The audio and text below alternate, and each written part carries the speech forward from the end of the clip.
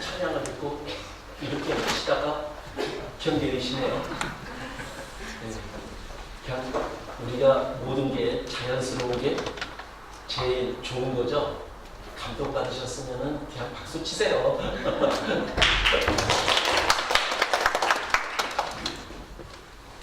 자, 오늘 즐거운 하루 보내셨습니까? 네. 많이들 피곤하실 텐데 또 이렇게 말씀을 듣고자 또 이 자리에 함께 해주셔서 다시 한번 감사의 말씀을 드립니다. 기도로서 오늘 말씀 시작하겠습니다. 은혜와 사랑이 많으신 하나님 감사를 드립니다. 이번 한 주간 허락하신 성경 강연회, 성경을 통해서 하나님을 만나는 시간입니다. 우리는 연약하기에, 우리는 부족하기에 완전하시고 모든 것을 아시는 하나님을 만나기를 원합니다. 그래서 저희들이 꼭 알아야 될 저희들의 삶에 대한 이야기를 성경을 통해서 하나님의 뜻을 또한 알고자 합니다. 오늘도 증거되는 말씀을 통해서 이 성경이 하나님의 말씀임을, 그리고 우리가 살아가는 이 인류의 역사가 하나님의 뜻 가운데 진행됨을 또한 확인할 수 있는 귀한 시간이 될 수 있도록 우리의 마음을 모아주시고 또한 사실을 사실로 받아들일 수 있는 그 마음도 허락해 주시기를 기도드립니다.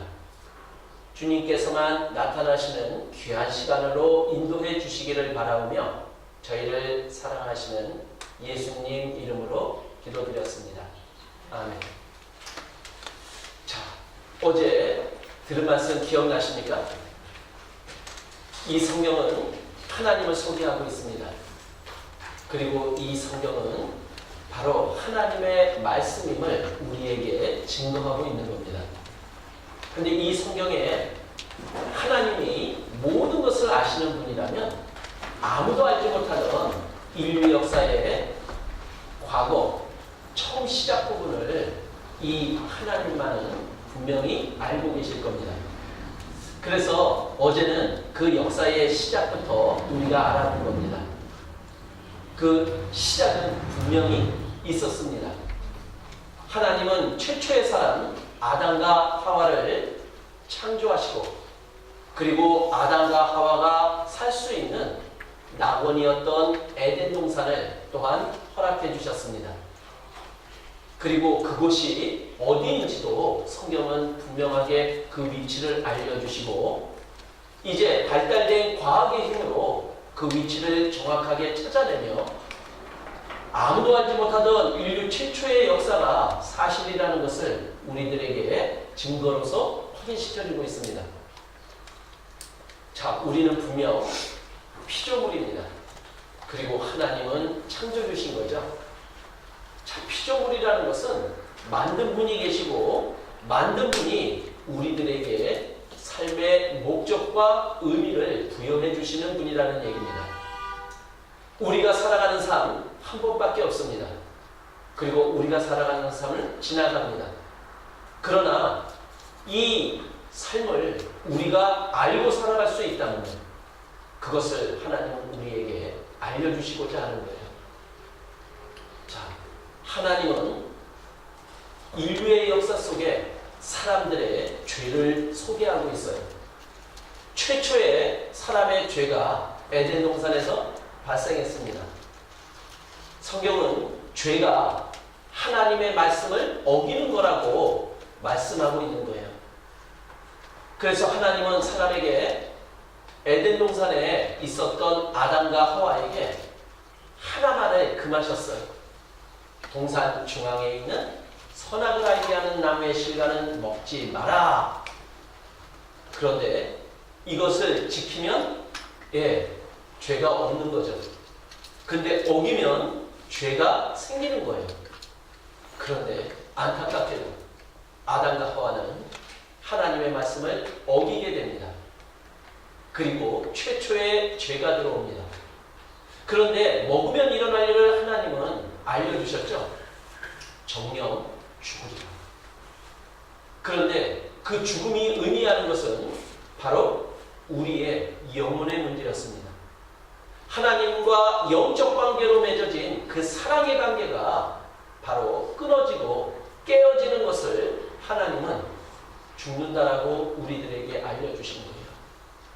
자, 우리의 사람들이 살아가는 삶, 결과를 보시면 어떤 결과가 나타나는지 아세요? 저기 젊으신 분들이요. 예, 피부가 참 좋으시죠? 그런데 그 피부도 나이가 들어가면 어떻게 변할까요? 예, 주름살이 생기십니다. 생각하고 싶지 않으시죠? 자, 그리고 검버섯도 핍니다. 시간이 지나가면 우리 사람의 삶은요, 아주 더 좋아지는 삶으로 끝나는 게 아니라 더욱 비참한 삶으로 진행이 돼요. 자, 나이가 들면 들수록 몸이 건강해질까요? 병이 생길까요? 이건 부인할 수 없는 사실인 거예요. 시간이 지나가면 지나갈수록 우리는 더 병이 많이 생기고 우리의 외모는 점점 추해지는 게 우리 사람들의 모습인 거예요. 자, 우리 이제 인간의 수명이 많이 길어졌어요. 그러다 보니까 오히려 암 환자들도 많이 생기고요. 그리고 어르신들이 제일 두려워하는 게 뭔지 아십니까? 바로 치매라는 거예요. 치매라는 거 생각해 보셨습니까? 치매가 가장 두려운 게 뭔지 아세요? 사랑하는 사람을 기억하지 못한다는 거예요. 저는 한국에서 치매 걸린 어르신들을 상담을 많이 해봤습니다. 그런데 옆에서 보는데 참 안타까운 거, 사랑하는 사람을 마음속에 담아두고 있지 못하다는 거예요. 자, 우리가 느끼는 가장 큰 행복이 뭘까요? 사랑하는 사람을 마음속에 담고 있다면요, 우리가 어떠한 어려운 환경 속에서도 우리는 웃을 수 있어요. 그리고 이겨낼 수 있어요. 그러나 그 사랑하는 사람이 잊혀진다면 그것은 우리에게 가장 큰 불행이 될 겁니다. 우리의 삶은 그렇게 불행으로 지나가잖아요. 왜 그런 겁니까? 우리가 이 세상을 살아가면서 이해하지 못하고 알지 못하는 그 많은 것들의 답이 이 성경 속에 있는 거예요. 바로 에덴 동산에서 아담과 하와가 범죄함으로 인해서 우리 하나님과 우리 사람들 사이의 영적인 관계가 깨어짐으로 인해서 우리의 삶은 점점 불행하고 점점 비극으로 흘러가고 있는 거예요. 그런데 하나님의 사랑은 변함이 없어요. 그래서 우리들에게 그 비극으로 끝나는 우리의 삶을 다시 가장 기쁨으로 변화시키고자 하나님은 계획하시고 우리들에게 영원한 삶에 대한 이야기를 성경을 통해서 들려주시고자 하시는 거예요. 그런데 하나님은 죄라는 것을 받아들이지 못하시는 분이에요. 그래서 에덴 동산에서 쫓겨났던 아담과 하와처럼요, 하나님은 우리를 사랑하지만 우리를 사랑해서 하나님은 우리 사람과 영원히 함께하고 싶지만 우리 사람에게 죄가 있으면 함께할 수 없음을 우리들에게 알려주고 계신 거예요. 자, 영원한 삶, 그것은 분명 천국에서의 삶입니다. 그리고 우리가 죽음을 맞이하면 죽음으로 끝나는 것이 아니라 죽음 이후에 영원한 삶이 있음을 하나님은 우리에게 알려주고자 하는 거예요. 그 영원한 삶이 천국에서 이어짐을 우리들에게 알려주고자 하는 거죠. 그래서 우리에게 천국 가는 방법을 이 성경을 통해서 알려주시고자 하는 겁니다. 그런데 천국은 누가 갑니까? 그 천국은 하나님과 사람이 함께하는 곳이기에 바로 죄가 없는 사람만이 천국에서 하나님과 함께할 수 있음을 우리들에게 알려주고 있는 거예요. 그런데 사람들은 계속해서 죄를 짓고 살아갑니다. 그리고 이 성경은 죄를 짓는 사람에게 하나님의 심판을 우리들에게 역사 속에서 알려주시고, 그리고 사람은 그 죄에서부터 돌이켜서 하나님께로 나올 수 있도록 하나님이 계속해서 우리들에게 기회를 주시는 거예요. 노아가 살았던 그 시대에도 사람들은 죄를 계속해서 지었고, 하나님은 그 죄에 대한 심판으로 물의 심판을 작정하시고 알려주시고 그들이 하나님의 말씀으로 돌아오기를 바라셨던 거예요. 그런데 그렇게 돌아오지 않는 사람들에게 임한 하나님의 심판은 그들의 멸망으로 끝나게 됩니다. 자, 우리 이해가 안 되는 게 많죠. 성경의 모든 것을 다 이해할 수는 없습니다. 그런데 그 온 땅을 그 물이 다 덮었다라고 얘기를 하는 거예요. 그리고 물은 점점 줄어들었죠. 그러나 지금의 모습까지 가려면은 그것이 줄어들어도 한계가 있는 거잖아요. 그 온 땅을 덮었던 그 물들이 도대체 어디로 갔느냐라는 거예요. 그러나 성경은 그것을 우리들에게 알려주고 있는 겁니다. 시편 33편, 이걸 직접 한번 찾아볼까요? 시편 33편 6절.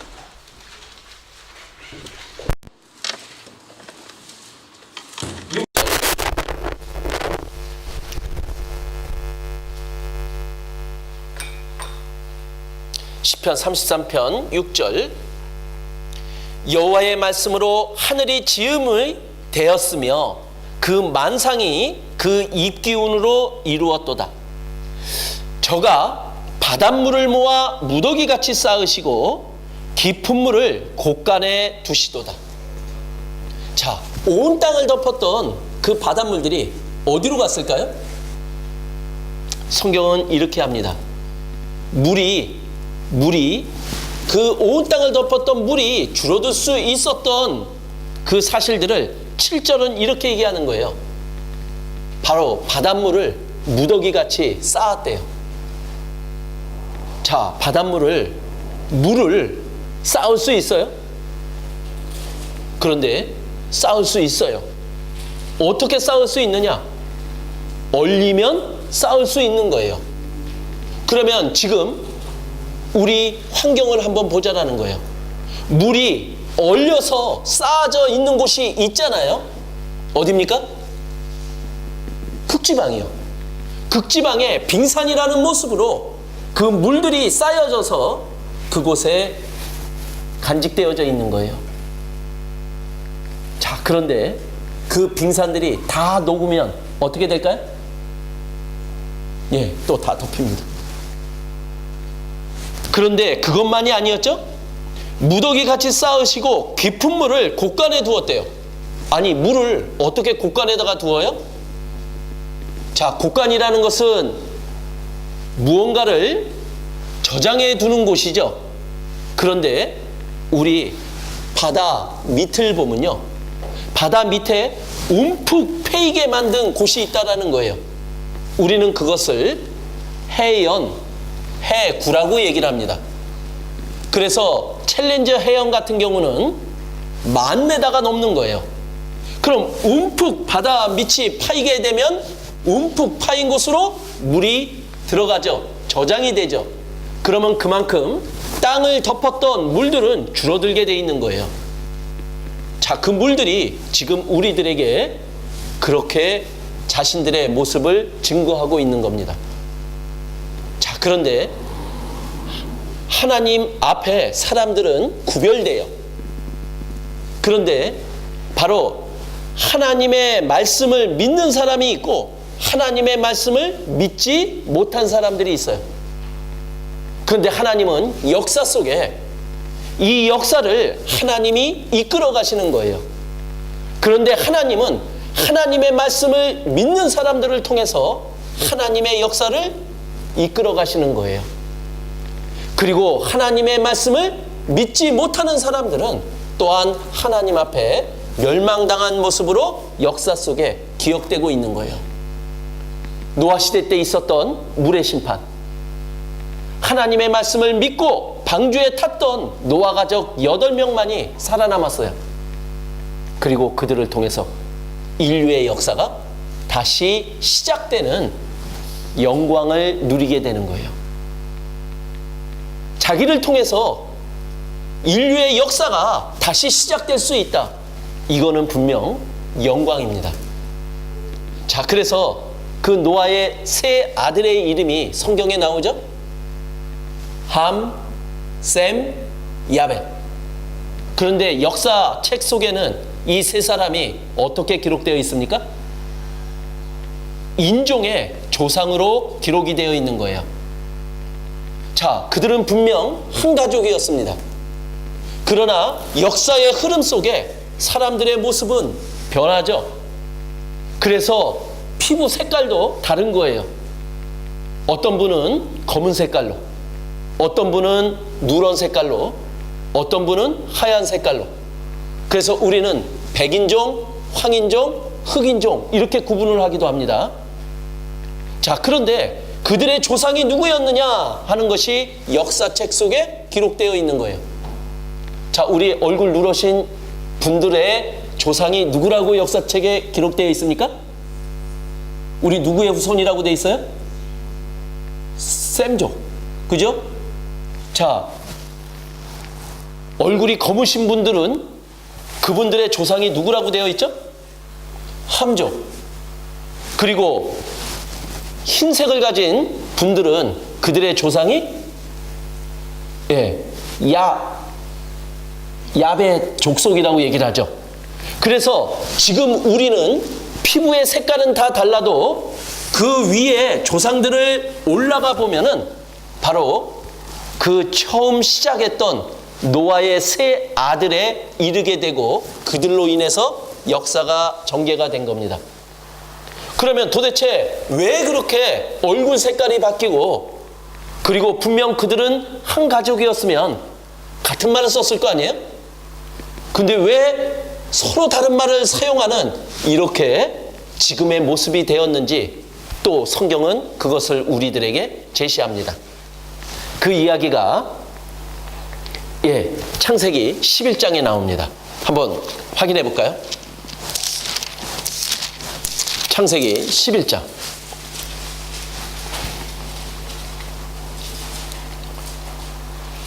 자, 분명히 그들은 한 가족이었으니까 서로 소통하는데 문제가 없었겠죠? 그래서 성경은 이렇게 얘기를 하죠. 온 땅의 구음이 하나요, 언어가 하나이었더라. 제가 제일 동경하는 세상입니다. 제가 이 외국어가 잘 안 돼요. 근데 저는 믿었어요. 이 번역기가 빨리 나올 거라고. 그래서 외국어를 못해도 내가 한국말을 하면 번역기가 그거를 통해서 영어로도 변하고 불어로도 변하고 이런 세상이 빨리 올 줄 알았어요. 제가 그런 일을 했었거든요. 그런데 아직까지도 완전하게 안 나와서 지금 소통하는데 문제가 되고 있습니다.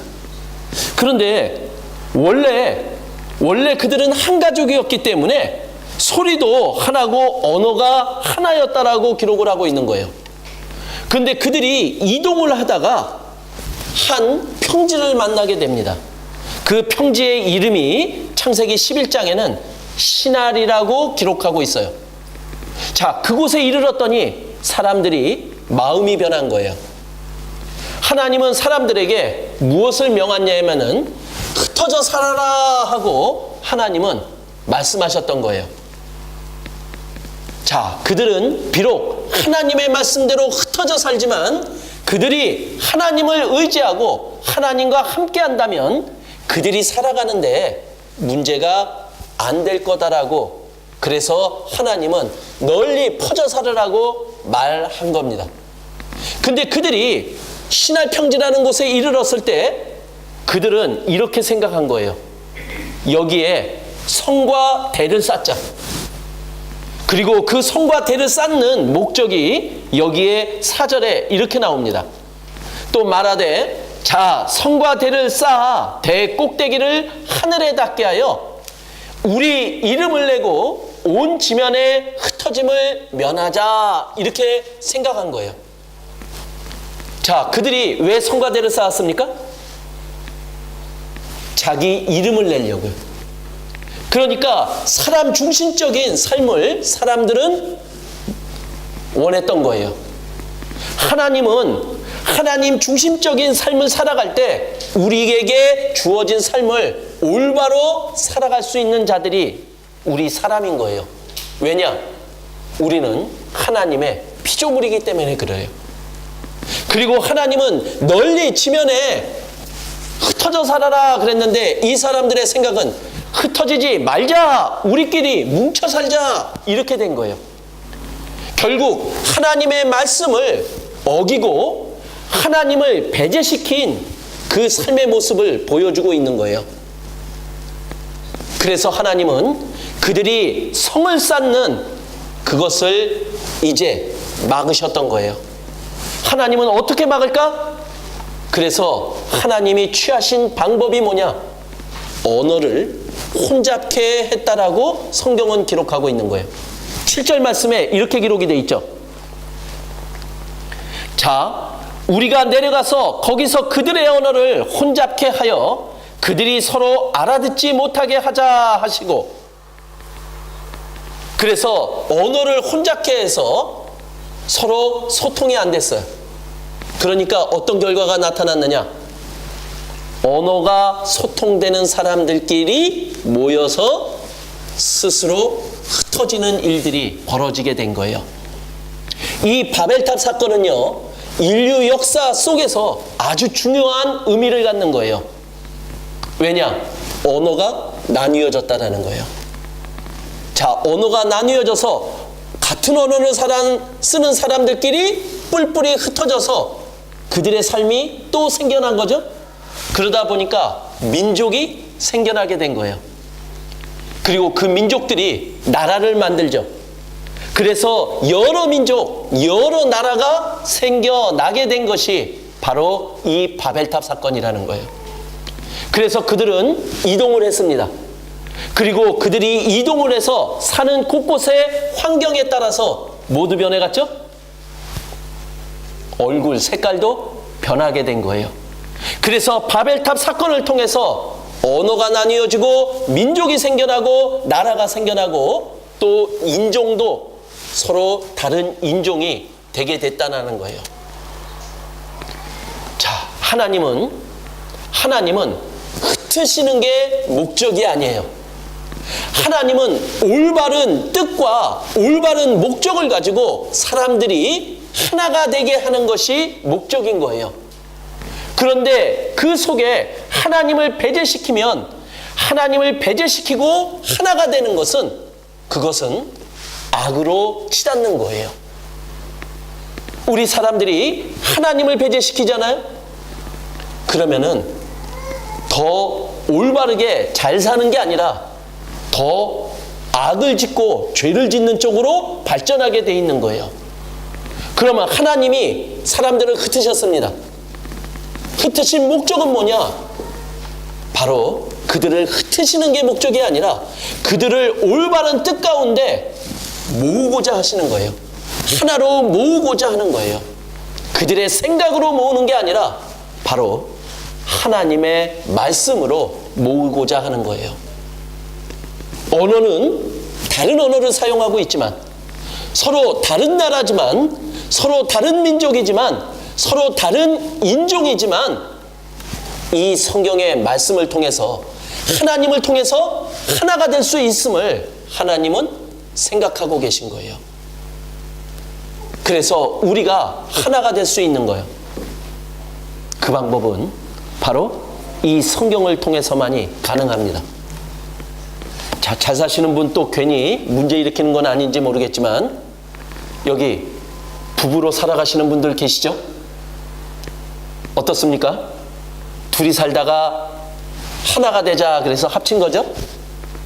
근데 하나가 잘 되십니까? 이게 살아가면은 더 하나가 되어야 되잖아요? 근데 살아가면 더 나뉘어지는 게 부부 아닙니까? 저희 집 얘기하는 건가요?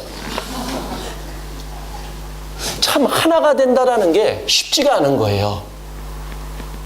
우리가 사람끼리 사람의 감정으로 하나가 되어 가자 절대로 불가능한 일입니다. 그러나 하나가 될 수 있어요. 하나님을 통해서 우리는 하나가 될 수 있음을 하나님이 알려주고자 하시는 거예요. 자, 그렇게 하나님은 반드시 심판하시는 분이시다. 그리고 이 성경에 기록된 역사는 분명히 이 성경은 사실이다. 그것을 우리들에게 알려주고자 하시는 거예요. 자, 그래서 이제 나라가 나뉘어지고 인종이 나눠지고 민족이 나눠졌습니다. 자, 그래서 창세기 10장 32절에 바로 이들로 인해서 언어가 혼잡되면서 나라와 민족이 생겼다라고 성경은 기록하고 있는 거예요. 창세기 10장 32절. 예, 같이 한번 읽겠습니다. 이들은 노아 자손의 족속들이요 그 세계와 나라 되돌아갔다. 홍수 후에 이들에게서 땅의 열국 백성이 나뉘었더라. 노아 자손을 통해서 이제 인류의 역사가 다시 진행이 됐고 나라가 생겨났고 민족이 생겨났더라 하고 성경은 기록하고 있는 거예요. 자, 그런데 이제 하나님은 그렇게 뿔뿔이 흩어진 사람들을 다시 하나님의 말씀으로 모으고자 하는 거예요. 다시 올바른 뜻 가운데 하나님을 통해서 하나가 되기를 바라고 계신 거예요. 자, 그런데 이 사람들에게 그래서 하나님은 하나님을 올바로 알리고자 하는 거예요. 근데 이 사람들이 헤어질 때의 상황을 한번 보자라는 거예요. 이 사람들이 왜 흩어졌습니까? 어떻게 하다가 흩어진 거예요? 하나님을 배제시키다가요. 하나님의 말씀에 불순종하다가 흩어진 거예요. 그러면은 어찌해야 될까요? 그래서 하나님은 이들에게 다시 모을 수 있는 방법을 선택하셨던 거예요. 자, 많은 민족이 생겨났습니다. 많은 나라가 생겨났습니다. 그들에게 하나님을 어떻게 알릴까요? 하나님을 증거해야 되는데 그들에게 알리려니까 그러면 한국에 가서 알리고 미국에 가서 알리고 영국에 가서 알리고 프랑스에 가서 알리고 이렇게 다 하기에는 너무나 복잡해졌어요. 그래서 하나님이 선택한 방법은 하나의 샘플이 필요한 겁니다. 자, 우리 학교에서 공부할 때 아이들이 시끄럽게 떠듭니다. 그럼 떠드는 아이가 몇 명일까요? 학교에서 거의 다 떠들어요. 그럼 앞에 있는 선생님이 조용히 해! 그러면은 말 듣던가요? 안 들어요. 그럴 때 어떻게 하죠? 한 사람을 일으켜 세웁니다. 너 떠든 누구? 일어나. 그러면 주변이 조용해요. 요게 샘플의 힘입니다. 자, 하나님은 이제 한 민족, 한 나라를 선택해서 이제 하나님을 알리고자 하는 계획을 세우신 거예요. 그래서 선택된 민족, 그래서 그 민족이 세운 나라, 바로 유대민족이고 유대민족이 세운 나라 이스라엘을 통해서 하나님은 하나님을 알리고자 하는 계획을 세우셨어요. 그래서 이 성경이 이스라엘을 중심으로 해서 인류의 역사가 새롭게 전개가 됩니다. 그런데 어떻게 한 나라, 한 민족을 통해서 인류 역사 전체를 갖다가 나타낼 수 있을까요? 하나님은 가능해요. 자, 어떻게 가능하느냐? 성경에 이렇게 기록이 되어 있거든요. 그래서 이스라엘을 뭐라고 얘기하느냐? 하나님을 증거하는 나라, 민족이라고 얘기를 해요. 그래서 이사야서 43장 10절에 이렇게 기록이 되어 있습니다. 나 여호와가 말하노라 너희는 나의 뭐요? 증인, 이렇게 얘기합니다. 그럼 이스라엘 사람들이 바로 이스라엘 자체가 하나님을 증거하기 위해서 선택된 나라다, 이렇게 얘기를 하는 거죠. 그래서 이렇게 얘기합니다. 나의 종으로 택함을 입었나니 이는 너희로 나를 어떻게 하라고? 알으라고. 하나님을 올바로 알으라고 이스라엘을 선택해서 하나님을 나타내는 일을 계획하셨던 거예요. 그리고 또 어떻게 하려고요? 하나님을 알아야 믿어요. 알지를 못하면 믿지도 못해요. 그래서 어떤 분들은 알지도 못한 채 먼저 믿으려고 하면 그 믿음은 죄송하지만 가짜일 경우가 대단히 높습니다. 우리는 하나님을 올바로 알아야 올바른 믿음도 가질 수 있는 거예요. 그래서 하나님이 이렇게 얘기합니다. 내가 그인 줄 깨닫게 하려 함이라고요. 그가 누굽니까? 바로 참 하나님, 유일하신 하나님이 누구냐? 바로 이 성경 속에 하나님이 바로 유일하시고 참되신 하나님이라는 것을 우리로 하여금 알게 하려고 이스라엘을 통해서 이제 증거해 보이겠다 이렇게 말씀하신 거예요. 근데 어떻게 증거를 하느냐? 바로 평범한 방법은 안 되겠죠? 하나님을 배제하고 하나님 말씀을 안 들었던 사람들에게 하나님을 알리려면 하나님이 어떤 분이시라는 것을 분명하게 나타내 줘야 되잖아요. 그러려면 사람이 할 수 없는 하나님만이 할 수 있는 이적과 기적을 통해서 하나님을 알리는 방법밖에는 없는 거예요. 그래서 이스라엘의 역사는 기적의 역사, 이적의 역사라고 이야기를 하는 거예요. 그래서 이스라엘을 통해서 펼쳐진 하나님의 이적과 기적을 우리들에게 확인시켜 주십니다. 그리고 또 하나의 방법을 사용하시는 거예요. 하나님이 모든 것을 아시는 분이라는 것을 우리들에게 입증하기 위해서 이스라엘의 역사를 예언으로 기록하셨어요. 그래서 이스라엘은 이렇게 될 거다. 이스라엘은 이렇게 될 거다. 앞으로 일어날 일을 성경에다가 기록해 놓으시고 확인하라는 거예요. 그런데 이 성경에 기록된 대로 그대로 이루어진다면 도대체 이 성경을 기록하신 분은 누구냐라는 거예요. 바로 모든 것을 알고 계신 하나님이라는 것을 증거하는 것이 되겠죠.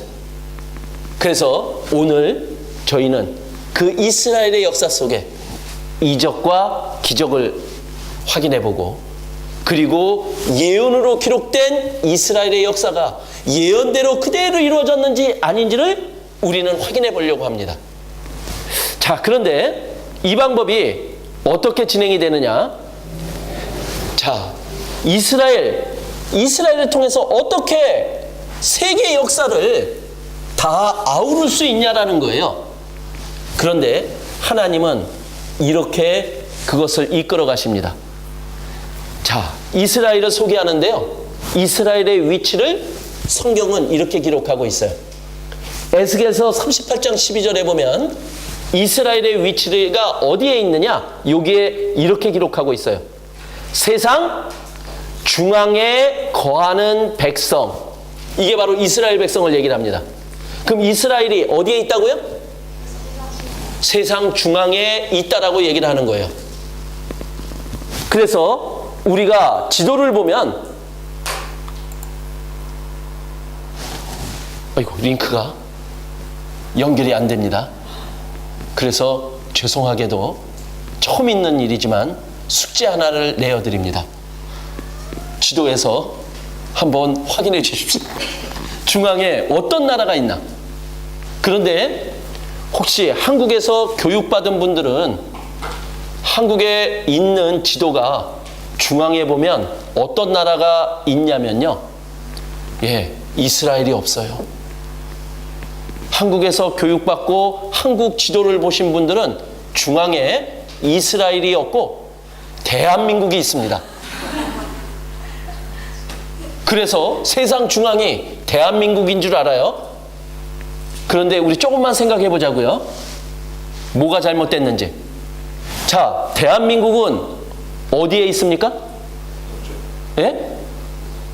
그래서 대한민국 그리고 일본 이쪽을 어디에 위치해 있다라고 얘기를 하냐면은 극동 아시아에 있다라고 얘기를 합니다. 그럼 어느 쪽에 있다라는 거죠? 동쪽.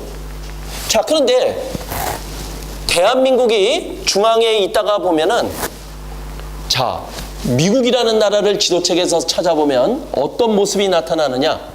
자, 미국은 동양입니까? 서양입니까? 잘 모르세요? 미국이 동양인지 서양인지? 미국이 동양입니까? 서양입니까? 확실하죠? 동양 아니죠? 그런데 대한민국이 중앙에 있는 지도에는 미국이 동양으로 돼 있어요. 왜냐? 동쪽에 가 있어요. 자, 지도책 확인해 보면 압니다. 그러면은 대한민국이 중앙에 있는 지도는 잘못된 지도라는 것이 명백하게 드러납니다. 그러면 우리가 모든 세상 사람들이 상식적으로 알고 있는 내용. 자, 아시아는 동쪽에 있고 미국은 어디에 있다? 서쪽에 있습니다. 그리고 서양은 누구를 가르쳐요? 아메리카 쪽, 유럽 쪽을 서양이라고 그러죠. 그러면은 올바른 지도면은 일본과 한국은 동쪽에 가 있고 아메리카, 미국은 서쪽에 가 있고 유럽도 서쪽을 향해 있어야지만 올바른 지도예요. 그런데 그 지도는 뭔가 이유가 있어요. 한국에서 그 지도책을 사려면은 무지 비싸요. 뭔가 저작권하고 연관이 되어 있는 것 같아요. 그래서 한국이 중심으로 되어 있는 그 지도보다 한 4배에서 5배 이상 비쌉니다. 그래서 우리는 잘못된 지도를 보고 자라왔어요. 그래서 올바른 세계가 공통으로 쓰는 지도를 보면은 중앙에 누가 있을까요? 이스라엘이 있습니다. 그런데 인류 역사가 지나갑니다. 인류 역사가 지나가면서 각 나라들은 뭐를 하죠? 땅 따먹기 싸움을 합니다. 그 땅 따먹기 싸움을 전쟁이라고 얘기하잖아요. 그래서 그 중에 힘이 센 나라가 세계를 정복하려고 하는 전쟁을 일으키고 세계를 정복하는 일들이 인류 역사 속에 계속 있어 왔던 거예요. 그죠? 그런데 세계를 정복하려면 어디를 먹어야 될까요? 이거는 그냥 상식이잖아요. 세계를 먹으려면 중앙을 먹어야 돼요. 그러면 중앙에는 누가 있어요? 이스라엘이 있어요. 그러면 세계의 주인은 바뀌어도 그 세계의 주인이 중앙을 차지하니까 이스라엘의 역사와 함께 해가는 거예요. 그래서 하나님은 이스라엘이라고 하는 자그마한 나라를 선택을 해서 인류 역사 전체를 이끌어 가시면서 이스라엘을 통해서 하나님을 나타내는 일들을 하시면서 사람들을 하나님께로 모으고자 하시는 거예요. 그 모으는 일을 하나님은 이 성경을 통해서 진행하고자 하시는 거예요. 그래서 우리는 이제 이러한 사실에 근거해서 이스라엘이라는 나라를 통해서 하나님을 한번 찾아보자라는 거예요. 자, 먼저 이적과 기적의 역사를 얘기를 합니다. 그리고 참 하나가 빠졌습니다. 또 하나 분명한 예수 그리스도에 대한 이야기를 통해서 우리는 하나님을 찾습니다. 그런데 바로 이 예수 그리스도께서 이스라엘을 통해서 이 세상에 오셨다는 거예요. 그래서 이 예수 그리스도를 통해서도 우리는 하나님을 올바로 알 수 있는 거예요. 하나님을 증거할 수 있는 거예요. 그래서 이 세 가지를 우리가 한번 살펴보고자 합니다. 자, 이적과 기적의 역사 중에서 다 소개할 수가 없습니다. 그래서 그 중에 가장 기적 같은 이야기를 하나를 소개만 하더라도 우리는 이 성경에 기록된 이야기가 하나님의 말씀인지 아닌지를 확인할 수가 있어요. 그 소개하고자 하는 이야기는 바로 뭐냐면은 이 성경 창세기 다음에 기록된 성경 출애굽기라고 하는 그 성경 속에 나타난 이스라엘을 통한 기적과 이적의 이야기예요. 자, 이 출애굽기라고 하는 것은 출애굽기. 그래서 애굽, 지금의 이집트라는 나라입니다. 그런데 이스라엘이 그 이집트, 애굽에 들어가서 종노릇을 하는 그 역사 이야기를 우리들에게 소개하고 있어요. 그런데 그들이 그 애굽에서 종노릇이 너무나 힘들었어요. 그래서 그들은 하나님께 그들을 구해달라고 요구했고, 하나님은 그들을 구해내고자 하는 일을 진행하신 거예요. 그래서 이스라엘 사람들을 애굽에서 구해내서 하나님이 말씀하신 가나안 땅이라는 곳으로 그들을 이끌어가는 이야기를 기록한 말씀이 바로 출애굽기라고 하는 성경입니다. 자, 그런데 처음부터 쉽지가 않은 거예요. 자, 애굽이라는 나라가 종을 부리고 있었어요. 그래서 종들에 의해서 모든 일들이 이루어져 가는 거예요. 그런데 종노릇을 하는 그들을 어떻게 애굽에서부터 탈출시킬 수 있느냐라는 거예요. 그래서 하나님은 한 사람을 준비하셨어요. 그래서 그 준비된 사람이 바로 모세라는 사람입니다. 그래서 모세라는 사람을 통해서 애굽에서 종노릇하는 그들을 이끌어내는 일을 했어요. 그래서 모세가 애굽 왕에게로 갑니다. 자, 당신 나라에서 종노릇하는 저 이스라엘 사람들을 놓아달라고요. 그러면 애굽 왕이 그래 나가라, 이럴 왕이 어디 있겠어요.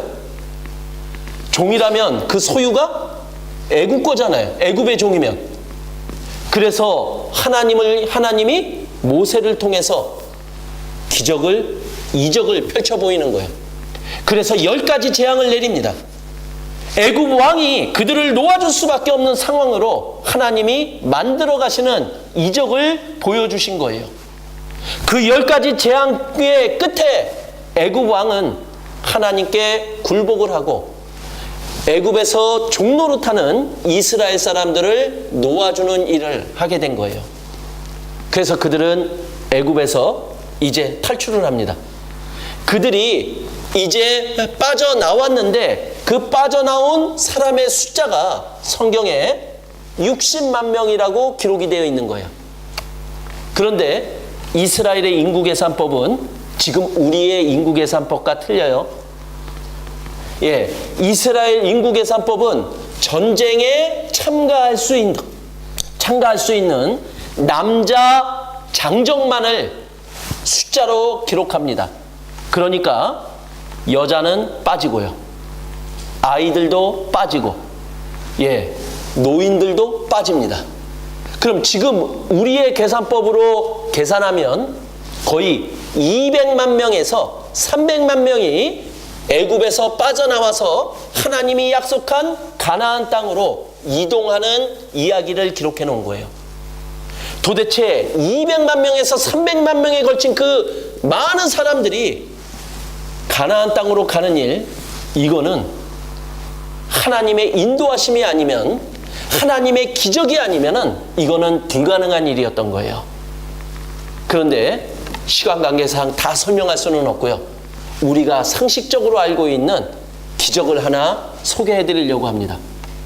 자, 모세가 그들을 인도해서 가는데 모세가 알고 인도하는 게 아니죠. 그 앞에는 누가 계신 겁니까? 하나님이 인도하시는 대로 모세는 이스라엘 사람들을 이끌고 가는 거예요. 그런데 이끌고 간 곳이 어디냐? 바로 홍해바다 앞인 거예요. 그럼 앞으로 가는데 문제가 생겼죠. 홍해바다가 놓여 있으니까요. 그런데 이 이스라엘 사람들을 놓아준 애굽 왕이 마음이 바뀌었어요. 마음이 바뀌어서 다시 내가 내린 결정 다시 취소, 다시 잡으러 가자. 그래서 군대를 이끌고 그 애굽을 빠져나간 이스라엘 사람들을 다시 잡으러 갑니다. 그러니까 뒤에는 애굽 군대가 쫓아오고 앞에는 홍해바다가 막혀 있고, 그때 하나님의 기적이 나타나는 거예요. 그래서 모세가 지팡이를 높이 드니까 그 앞에 있던 홍해 바다가 양쪽으로 쫙 갈라지는 거예요. 그리고 갈라져 가지고 성경에는 어떻게 기록이 되어 있느냐? 양쪽에 벽이 되어 있다라고 얘기를 합니다.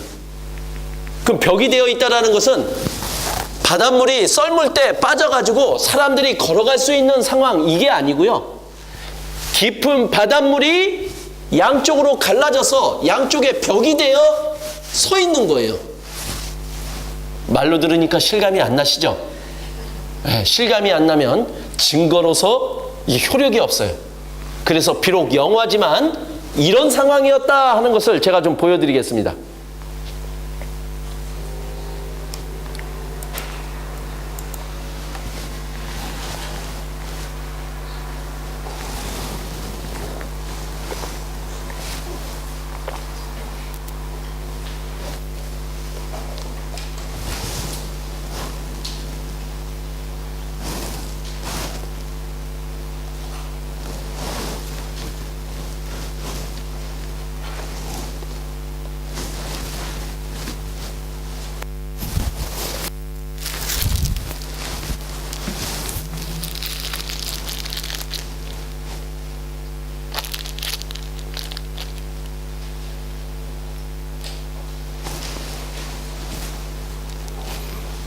좀 전까지 소리 확인했었는데 이게 또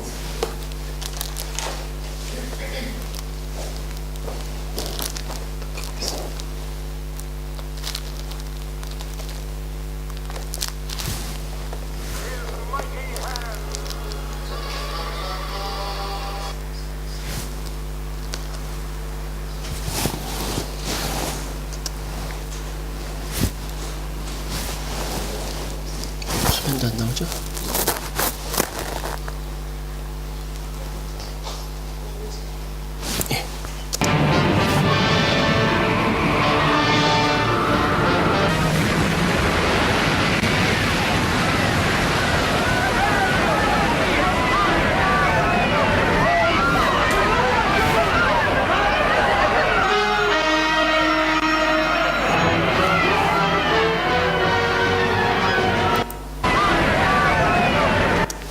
자, 이제 느낌이 좀 오십니까?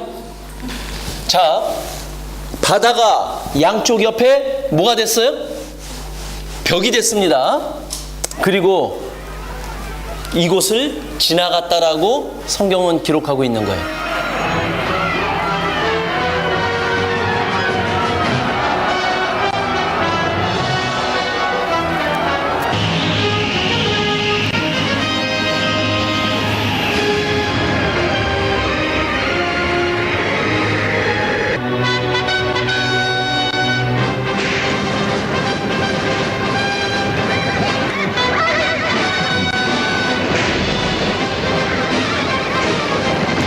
애국 군대가 쫓아가죠?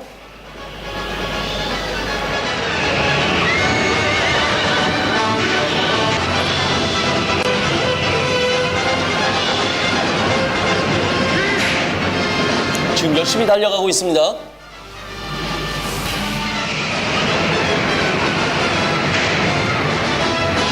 Who shall withstand the power of God? 옥의 티를 찾아라. 자, 이 영화를 보고 믿으려고 하면 안 됩니다. 이건 영화예요. 열심히 달리다가 왜 저기 서 있어요? 쟤네 군대? 이 영화가 이래서 이게 옥의 티죠. 자, 그런데 지금 이 영화를 보고 믿으라는 게 아니라 저렇게 다시 바다가 덮여서 저들은 다 죽음을 맞이합니다. 근데 영화를 보고 믿으라는 게 아니라 우리는 성경을 확인하고 믿어야 돼요. 근데 성경에 어떻게 기록이 되어 있느냐? 이렇게 기록이 되어 있죠.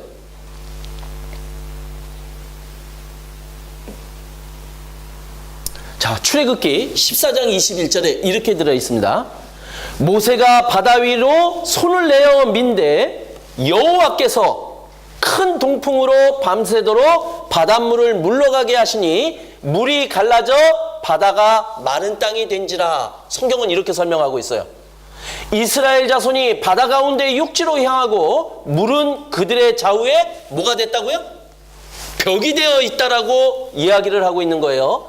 그리고 애굽 사람들과 바로의 말들, 병거들과 그리고 그 마병들이 다 그 뒤를 쫓아 바다 가운데 들어오는지라. 그리고 바닷물은 다시 덮여서 그들을 다 몰살시켰다라고 얘기를 합니다. 그런데 그때 죽은 사람들이 누구냐? 성경은 이렇게 기록하고 있는 거예요. 자, 시편 136편에는 13절에 이렇게 말씀하고 있어요. 자, 홍해를 가르신 이에게 감사하라. 자, 홍해를 누가 갈랐습니까? 하나님이요. 그죠? 그리고 또 이렇게 얘기합니다. 그 인자하심이 영원함이로다. 이스라엘로 그 가운데를 통각해 하신 이에게 감사하라. 그 인자하심이 영원함이로다. 그리고 그 뒤에 이제 중요한 이야기가 나옵니다. 바로와 그 군대를 홍해에 엎드려뜨리신 이에게 감사하라. 바로가 누굽니까? 예, 다른 말로는 파라오라고 얘기를 하죠. 파라오는 누굽니까? 애굽의 왕을 바로 파라오라고 얘기를 한 거예요. 그럼 바로와 그 군대를 홍해에 엎드려뜨렸다. 그러면 가는 거 걸려 넘어지게 해가지고 꼭 넘어진 거 얘기하는 거 아니죠? 자, 엎드려 넘어졌다. 이거는 무슨 말이에요? 그들은 홍해에 죽었다 이 말이에요. 근데 누가 죽어요? 누가 죽어요? 바로 애굽의 왕과 군대가 다 바다에 빠져 죽었다 이 말인 거죠. 근데 여기에서 바로 우리가 사실을 입증할 만한 증거를 찾게 됩니다. 자, 누가 죽었냐? 바로 그 뒤를 쫓던 바로 애굽의 왕도 같이 죽었다라는 사실이에요. 자, 이 성경이 사실일까요? 그러면은 이것이 사실인지 우리들에게 확인하려고 애굽은 그 증거를 미리부터 준비하고 있었어요. 그 준비가 뭐냐? 바로 애굽이라는 나라, 이집트라는 나라는 모든 역대 왕들을 미라로 만들어서 보관하고 있다라는 사실이에요. 그러면은 지금 이 성경에 기록되어 있는 이 사실들이 사실이냐 아니냐 우리 한번 따져보자라는 거죠. 뭘 가지고요? 바로 보관되어 있는 애굽의 미라로 보관이 되어 있는 역대 왕들을 가지고 한번 그 증거를 찾아보자라는 거예요. 자, 이 성경이 사실이면요. 한 왕이 바다에 빠져 죽은 겁니다. 근데 바다에 빠져 죽으면 또 두 가지로 나누어져요. 어떤 경우냐? 바다에 빠져 죽은 왕을 건졌느냐 못 건졌느냐로 나누어집니다. 자, 건졌으면 모든 보관되어 있는 애굽의 미라로 된 왕들 중에 한 왕은 이렇게 얘기하고 있을 거예요.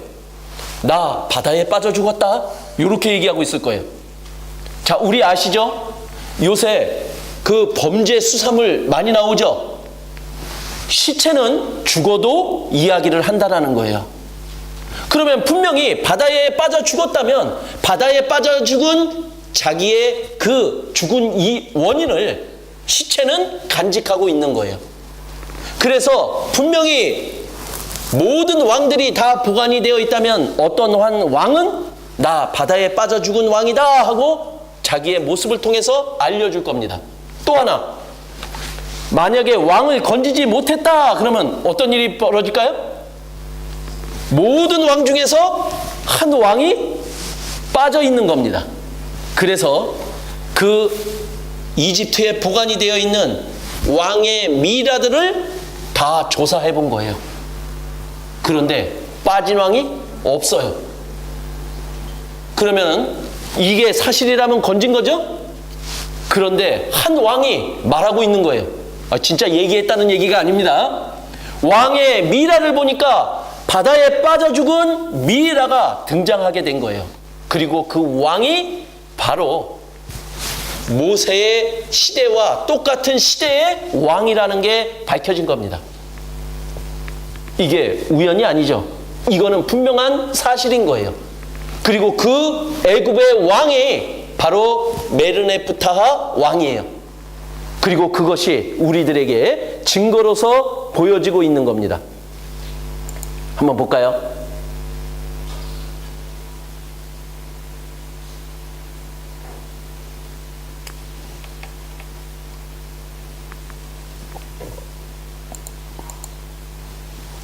자, 이 미이라가 바로 메르네프 타하 왕입니다.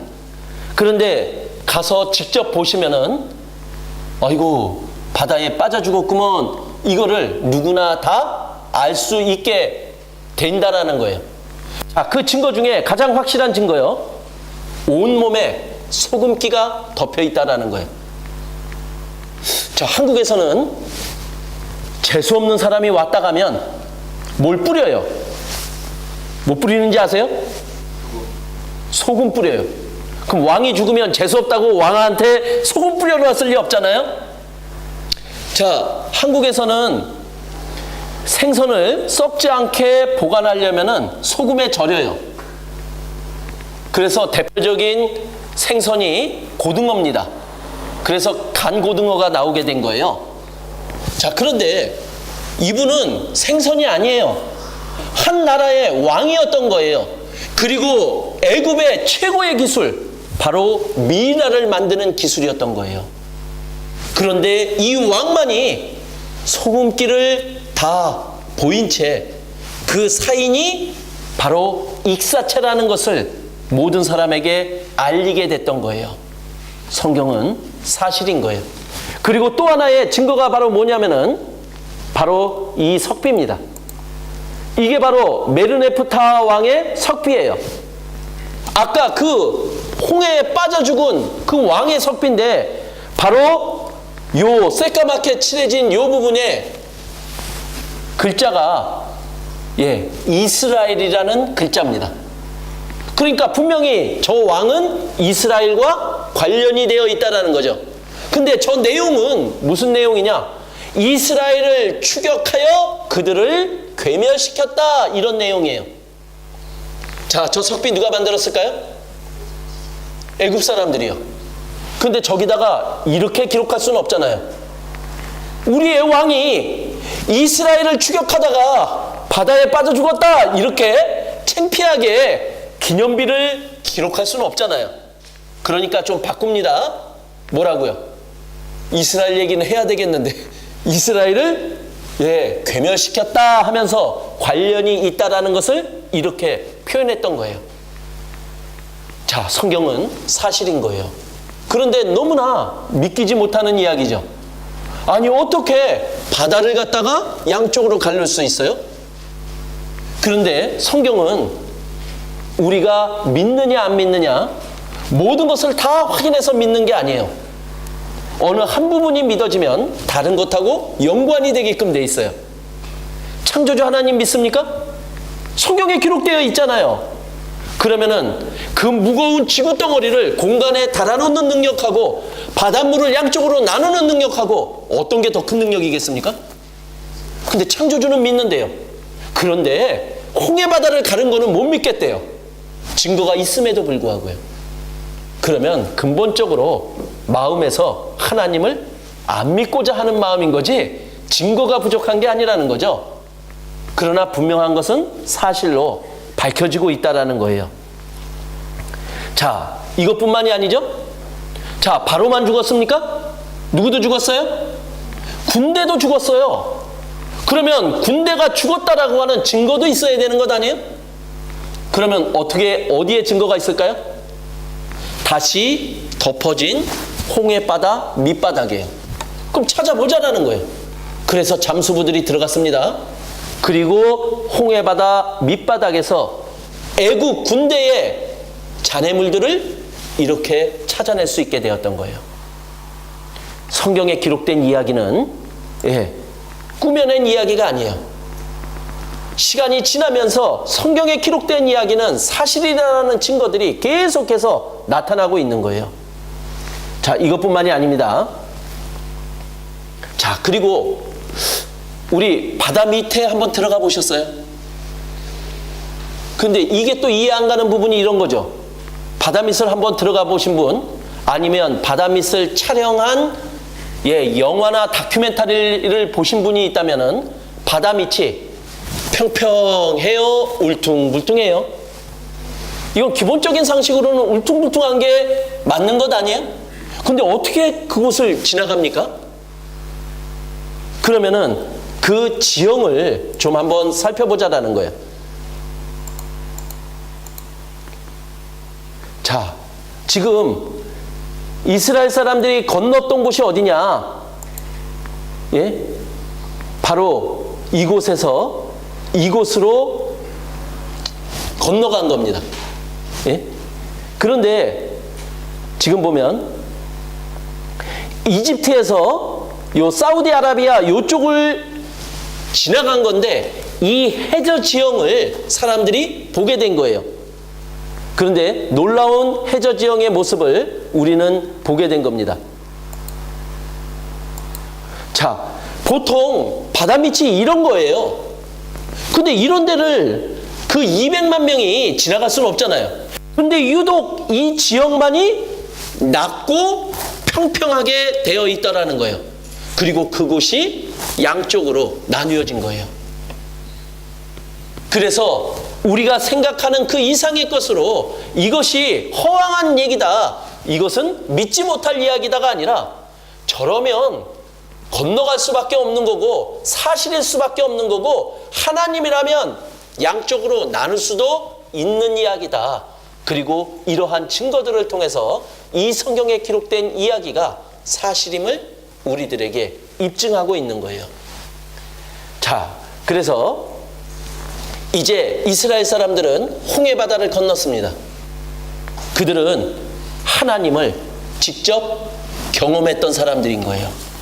애굽에 10가지 재앙을 내렸던 하나님의 능력도 봤어요.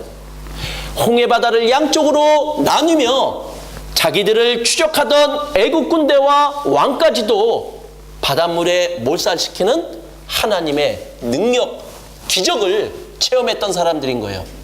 자, 이 정도면 이스라엘 사람들 하나님 믿을 수 있을까요? 없을까요?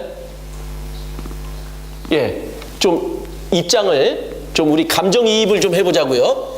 내가 그들이라면 믿을 수 있겠습니까? 없겠습니까? 분명히 믿을 수 있잖아요. 그래서 그들이 홍해바다를 건너서 시내산이라는 곳에 이르렀습니다. 그런데 그 시내산이라는 곳에서 하나님이 이스라엘 백성들에게 제안을 합니다. 자, 하나님이 바라시는 건 뭘까요? 하나님이 바라시는 것은 다른 게 아니에요. 하나님의 말을 좀 들으라는 이야기예요. 어떤 분은 또 이렇게 얘기하더라고요. 하나님은 너무 이기적이야. 자기 말만 들으래. 이렇게 생각하시는 분이 있어요. 그런데 부모가 되신 분들은 이렇게 얘기 못 하시죠. 자, 부모들은 자녀들에게 뭐뭐 해라, 뭐뭐 해라 얘기하죠. 왜요? 부모들은 무엇이 옳은 건지 어떤 것이 맞는 건지 그것을 알기 때문에 내가 가장 사랑하는 나의 자녀들에게는 이렇게 하면 너한테 도움이 되니까 이렇게 해줬으면 좋겠다라고 이야기를 하는 거예요. 근데 하나님은 어떤 분이십니까? 모든 것을 아시는 하나님이세요. 그래서 우리가 어떻게 하면 가장 행복할 수 있고 우리가 올바르게 갈 수 있는지 아시는 분이 하나님인 거예요. 그래서 하나님은 하나님이 아시는 것을 우리들에게 알려주고자 하는 거예요. 그러면은 우리가 하나님의 말씀대로 살아가는 것, 하나님의 말씀을 지키는 것, 이거는 우리에게 축복이 되는 거예요. 그래서 하나님은 이스라엘 백성에게 요구합니다. 너희들 제발 내 말 좀 들으라고요. 그럼 하나님의 말씀을 들으면 어떤 결과가 나올까요? 하나님은 약속을 했어요. 너희가 내 말을 들으면 너희들에게 복을 줄게. 하나님의 말씀을 들으면 복이 임해요. 그러나 하나님은 그들에게 한 가지를 더 알려줍니다. 그러나 너희들이 나의 말을 듣지 않으면 너희들에게 저주가 있을 거다라고 이야기를 한 거예요. 그럼 나의 말을 듣겠다라고 나하고 약속할래? 이렇게 이스라엘 사람들에게 제안을 한 거예요. 자, 그러면 또 감정이입을 합니다. 우리가 하나님이 행하신 것을 다 봤습니다. 홍해도 가는 것도 보고 다 봤습니다. 하나님이 나에게 얘기합니다. 너희들 이제 내 말 좀 들을 수 있겠지? 내 말을 들으면 내가 너희들에게 복을 줄게. 나하고 약속할래? 하실래요? 안 하실래요? 하셔야죠. 예. 이건 뭐 분명한 거 아니에요? 그래서 시내산에서 이스라엘 사람들과 하나님 사이에 계약이 맺어졌어요. 그것을 성경에서는 시내산 계약이라고 얘기를 합니다. 그 계약의 내용 너무나 간단하죠. 하나님의 말씀에 순종하면 뭐요? 복. 불순종하면 뭐요? 저주. 그 약속이 맺어진 거예요. 그래서 역사 속에요, 이스라엘의 역사는 이제 이렇게 얘기할 수 있는 거예요. 이스라엘의 역사는 순종과 불순종의 역사다. 또 다른 말로 얘기하면 이스라엘의 역사는 축복과 저주의 역사다. 이렇게 얘기를 할 수 있는 거예요. 자, 이스라엘이 가장 많은 축복을 받고 진행이 되어 갑니다. 그러면 그들은 어떻게 했다라는 얘기예요? 하나님의 말씀대로 순종하며 살았던 시대라는 거예요. 근데 그들이 온갖 저주를 받으며 다른 나라, 다른 민족으로부터 억압을 받으며 살아갑니다. 그럼 그들이 왜 그런 삶을 살까요? 이유는 불순종이었다는 거예요. 하나님의 말씀대로 살지 않고 다른 우상을 섬기고 그 결과 저주가 임했다라고 이야기를 하는 거예요. 그래서 우리가 이스라엘의 역사를 살펴봅니다. 이스라엘이 가장 잘 나갔던 때가 있었던 거예요. 언제냐? 역사는 말합니다. 바로 우리 모두가 다른 이스라엘 왕의 이름은 몰라도 이 왕 이름은 우리가 분명히 알아요. 누구요? 예, 그래서 특히 미술을 배우는 사람은 꼭 그분을 그려요. 그 유명한 다비드상이요. 그 다비드가 바로 이스라엘의 다윗 왕입니다. 그리고 그 다윗의 아들이 누굽니까? 솔로몬 왕. 이 세상 모든 영화와 부귀를 다 누렸던 최고의 사람 바로 솔로몬 왕. 그 다윗과 솔로몬이 이스라엘의 최고의 부흥을 맞이했던 이스라엘 왕입니다. 근데 그들이 어떻게 그러한 축복을 누렸을까요? 성경은 이야기합니다. 그들은 하나님의 말씀을 온전히 지켰다라는 거예요. 그래서 하나님이 그들에게 축복을 내려주신 거예요.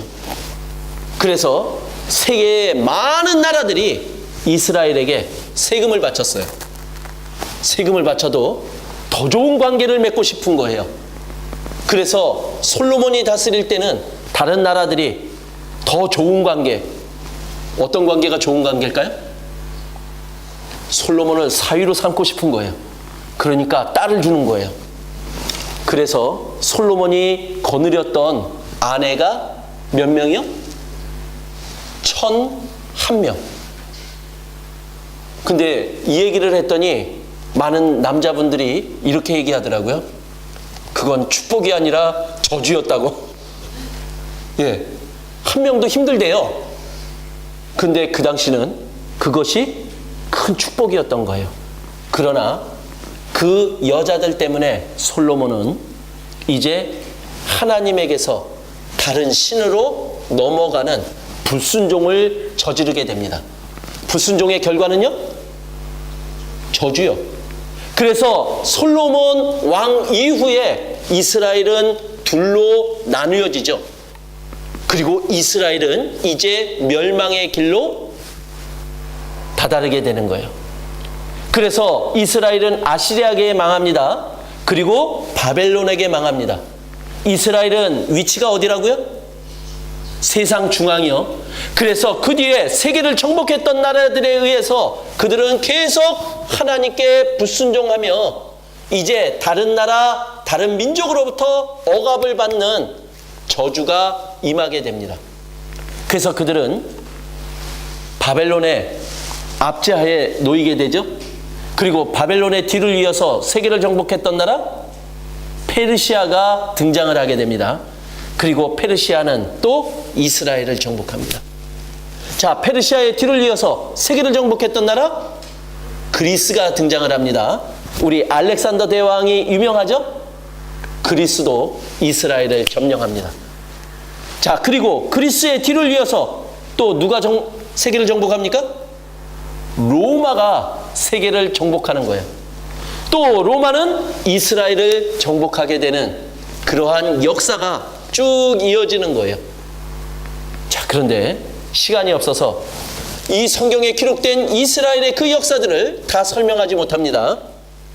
그러나 분명한 지금 말씀드린 역사는 분명한 사실인 거예요. 자, 그런데 그 로마가 이스라엘을 다스렸을 때, 자, 그런데 그 지금 세계를 정복했던 나라들에 대한 이스라엘과의 관련성에서 이 성경에 기록되어 있는 이스라엘의 역사를 시간이 없으니까 몇 가지만 한번 집어서 우리 확인을 한번 해보자고요. 자, 이스라엘의 역사는 기적과 이적의 역사다. 그리고 또 하나는 뭐죠? 이스라엘의 역사는 어떻게 기록했다? 예언으로 기록했다. 이렇게 얘기를 하죠. 자, 그런데 여기 세계를 정복했던 아수르라는 나라가 등장을 합니다. 그런데 이 아수르에 대한 존재했던 증거가 없어요. 그런데 이 아수르는 성경에 분명히 나오게 되는 거예요. 그런데 이 아수르가 고고학적인 발굴을 통해서 이 세상에 분명히 존재했던 나라로 드러납니다. 그리고 그것을 시간이 좀 계시면 대형 박물관에 가서 더 확인을 하면 확실해집니다. 자, 발굴했던 현장으로 한번 가보겠습니다.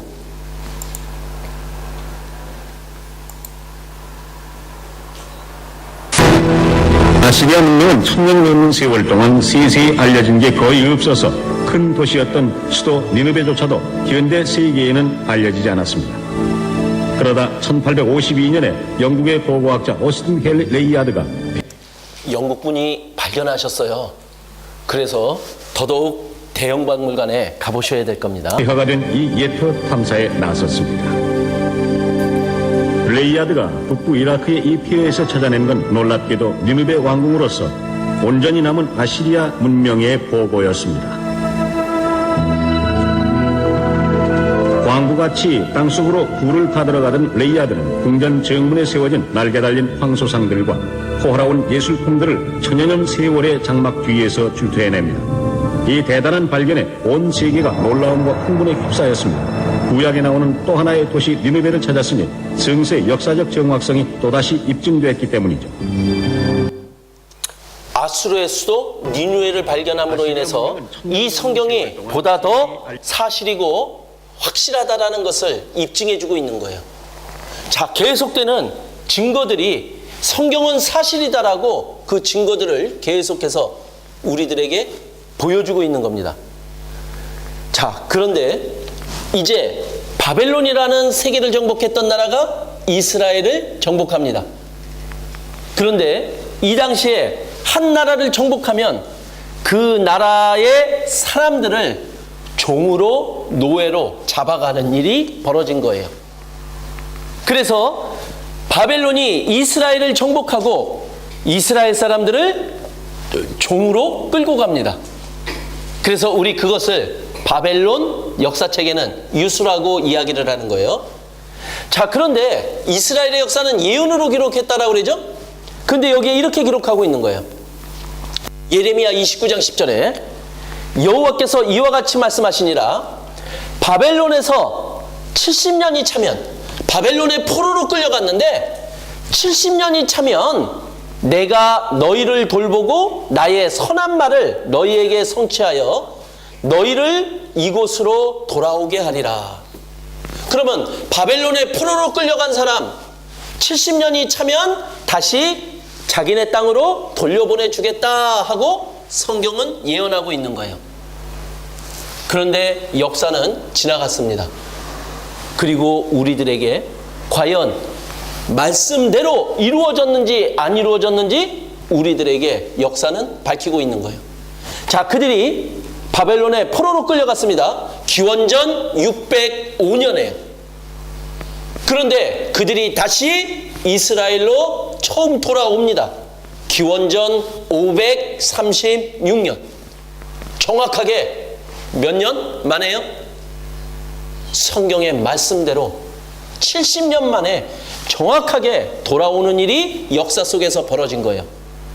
성경의 예언은 그대로 이루어진다라는 것을 우리들에게 보여준 거예요. 이 하나만을 가지고 믿으라는 게 아닙니다. 성경에 기록되어 있는 많은 예언들 중에서 이것을 소개한 것뿐이에요. 자, 그런데 더 놀라운 일이 있죠? 자, 그들이 바벨론에서 다시 돌아올 수 있었던 이유가 뭐였습니까? 바벨론이 멸망당한 겁니다. 누구에 의해서요? 바벨론의 뒤를 이어서 페르시아라고 하는 나라가 바벨론을 멸망시켰죠. 그런 바벨론의 첫 왕의 이름이 바로 고레스라고 하는 왕이에요. 그런데 이 왕이 태어나기도 전에 성경에 이들을 이스라엘로 돌려보낼 왕의 이름이 성경에 예언으로 기록이 되어 있는 거예요. 이럴 수 있는 겁니까? 성경은 이렇게 기록하고 있거든요. 이사야서 44장 28절. 고레스가 태어나기 전에 한 120년 전에 기록된 하나님의 말씀입니다. 근데 여기에 이렇게 기록이 되어 있어요. 고레스에 대하여는 이르기를 내 목자라 그가 나의 모든 기쁨을 성취하리라 하며 예루살렘에 대하여는 이르기를 중건되리라. 자, 그들을 왜 다시 이스라엘로 돌려보냈습니까? 성전 재건하라고요. 그래서 예루살렘에 대하여는 이르기를 중건되리라 하며 성전에 대하여는 내 기초가 놓여지리라 하는 자니라. 그런데 이 말씀대로 페르시아의 첫 번째 왕 바로 고레스가 등장을 합니다. 그리고 그 고레스 왕이 이스라엘 사람들을 자기네 땅으로 돌려보내는 일을 하게 된 거예요. 자, 이스라엘 사람들을 자기네 땅으로 돌려보내라. 그리고 그들로 하여금 성전을 건축하게 하라 하는 명령문이 대형 박물관에 보관되어 있습니다. 가서 확인하셔야 되겠죠? 그래서 그걸 사진으로 찍은 게 저겁니다. 지금은 저기 크게 나오는데 저도 사진만 보다가 그저께 가서 확인했더니 아주 조그맣니다. 그래서 잘 못 찾을 수 있으니까 잘 찾으셔야 돼요. 역사적인 사실입니다. 고레스 칙령이라고 하죠. 고레스 실린더라고 얘기를 합니다. 분명히 역사 속에서 이루어진 사실이었던 거예요. 자, 아이고 시간이 없는데. 자, 그래서 로마가 다스리던 그때예요. 로마가 다스리던 그때에 바로 이 성경에서 예언했던 예수 그리스도께서 이 땅에 오십니다. 자, 우리 예수 그리스도를 통해서 누구를 알 수 있다고요? 하나님을 알 수 있다라는 거예요. 어떻게 하나님을 알 수 있습니까? 성경에 그렇게 기록이 되어 있거든요.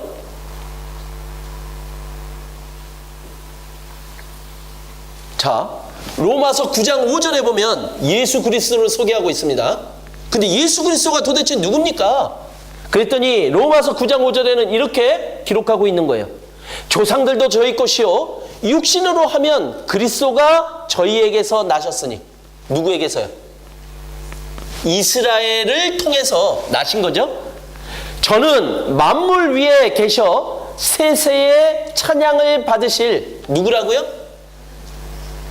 예수님이 하나님이시래요. 예수님은 예수님이고 하나님은 하나님이지 또 예수님이 하나님이래네요. 자, 이 사실이 무엇을 얘기하는지 우리가 알아봐야지 이것이 이해가 되는 거예요. 그래서 예수 그리스도를 통해서 우리는 하나님을 올바로 알 수 있는 거예요. 그런데 예수 그리스도께서 이 세상에 구약 성경의 약속대로 이 세상에 오신 거예요. 그런데 성경은 뭐라고 얘기합니까? 그리스도 예수를 뭐라고 얘기해요? 하나님. 그러면 그리스도 예수께서 이 세상에 오셨습니다.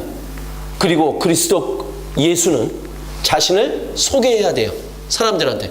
뭐라고 소개해야 될까요? 예? 저는 여러분들한테 저 자신을 소개했습니다. 뭐라고요? 조용팔입니다. 예수 그리스도는 지금 성경의 말씀대로라면 누구라고요? 그럼 예수 그리스도가 이 세상에 오셔서 자신을 소개해야 될 거 아니에요? 뭐라고 세상 사람들한테 알릴까요? 예? 하나님. 그러면 사람들은 뭐라고 그럴까요? 예, 분명히 나올 겁니다. 미친놈이라고. 왜? 그냥 얘기하면 안 믿어요. 그래서 예수 그리스도는 자신을 소개하기 위해서 하나님만이 할 수 있는 이적과 기적을 펼쳐 보이신 거예요. 그것이 성경에 기록이 되어 있죠. 죽은 사람도 살려냈습니다. 귀머거리 듣게 하고 장님 눈뜨게 하고 앉은 뱅이 걷게 하고 자연을 다스립니다. 물 위도 걷습니다. 그리고 5개의 떡덩이와 2마리의 물고기를 가지고 5,000명, 10,000명을 먹이십니다. 이게 사람이 할 수 있는 일입니까? 아니잖아요. 예수님이 태어나기 전에는 사람들은 하나님과 자기만 있는 거예요.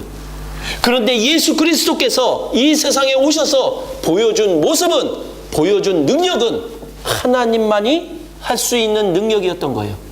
그랬더니 그 이적과 기적을 본 사람들은 어떻게 됐을까요? 믿었어요? 하나님이라고? 기적을 보여주는데 안 믿어요? 믿었잖아요. 그들이 믿은 결과가 뭐냐라는 거예요. 믿은 결과가 예수 그리스도를 자기들의 왕으로 만들려고 했던 게 믿었기 때문 아니에요? 그래서 예수 그리스도에게 우리의 왕이 되어달라고 요구했던 거예요. 그런데 예수님이 이 세상에 왜 오셨습니까? 성경은 이렇게 기록하고 있는 거예요.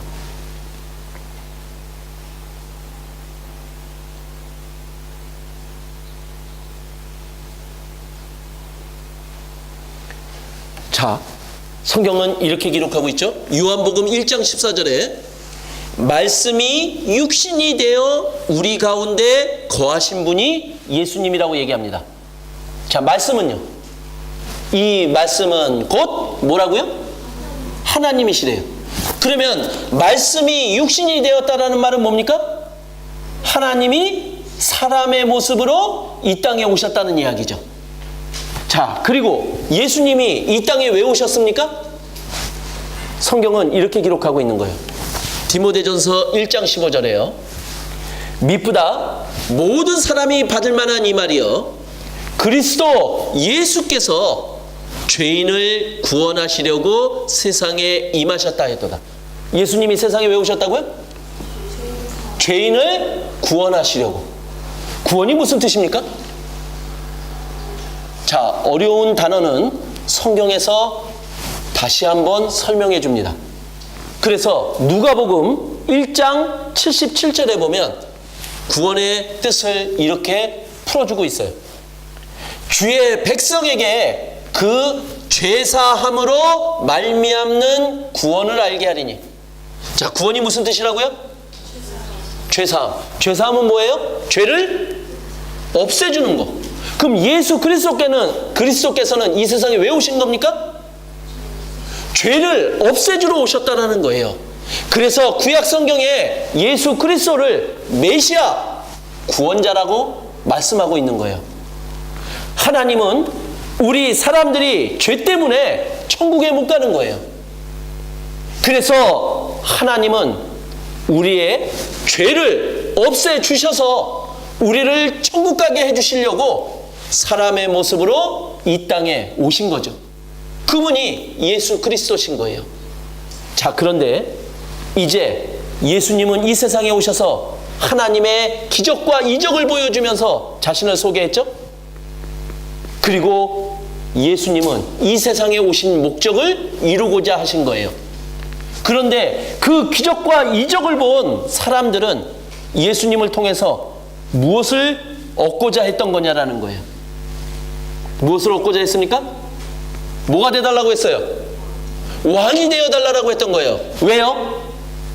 우리를 로마의 압제로부터 구해달라는 거예요. 그래서 우리가 더 고생하지 않고 이 세상에서 더 육신적인 것을 누리고 가질 수 있도록 예수 그리스도를 왕으로 만들려고 했던 거예요. 자, 그러면은 지금 뭔가 잘못되고 있는 거죠. 예수 그리스도께서 이 세상에 오신 목적과 예수님을 본 사람들이 예수 그리스도에게 원하는 것이 지금 빗나가고 있는 거예요. 즉, 예수님은 우리 사람들의 영혼의 문제를 해결하셔서 우리의 영원한 삶을 천국에서 살아갈 수 있도록 죄를 해결하려고 이 세상